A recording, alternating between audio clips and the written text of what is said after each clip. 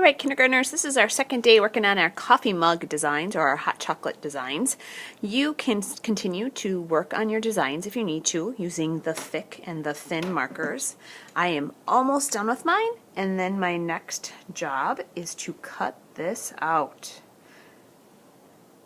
Just kind of finishing up with some designs, filling in all those spots, making sure everything's colored. Awesome. So to cut, this is going to be a really important way to cut neatly. I'm trying to stay on the outside of this mug.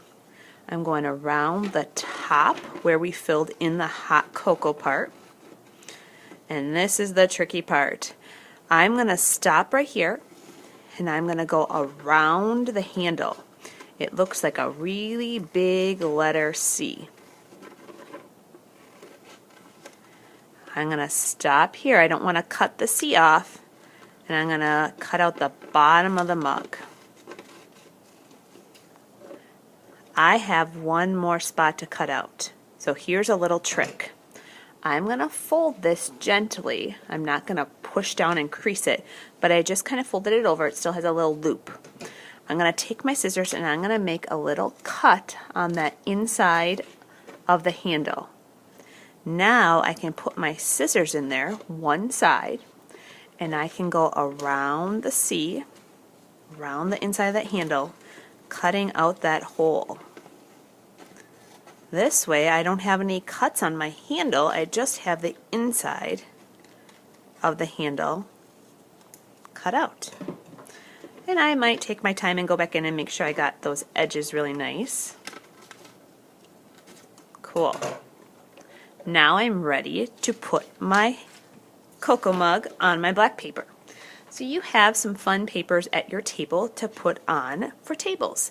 This is the first thing I'm going to glue on. This is the background. It's going to be behind my mug, or my mug is going to be on it. So I am gluing on this fun paper, and when I put it on my big black sheet, I want to make sure that it goes all the way down to the bottom. I shouldn't see a space of black paper. It should just be that fun paper at the bottom. Now, I don't want my cocoa mug to look like it's floating. I can't have a space underneath it. It needs to be right on the table.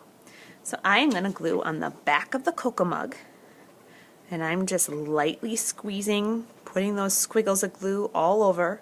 I'm going to put a couple of dots of glue around the handle. I'm going to flip it over. I don't want it up tall. I want my cocoa mug to be on that table. Alright, to finish off this project, I'm going to put a couple of marshmallows at the top. So you can have 2 marshmallows, or 3, or even 4. So 2, 3, or 4 marshmallows. I put 4 really nice dots of glue on my mug. And what I'm going to do is, just like with the buttons that we did earlier this year when you were gluing buttons on your snowman, I'm going to put those marshmallows down, and they're going to have to dry. I will not be able to move them around, or it's going to get squishy and messy. If you have extra marshmallows, you can eat them. They are new and clean. The very, very last step of this project, with a white crayon, I'm going to add a little bit of a line, maybe a squiggle line or 2, to make it look like my hot cocoa has some steam on it, like it's super hot. When you are finished, they're going to go on the back counter to dry, because these marshmallows will get bumped off in the drying rack.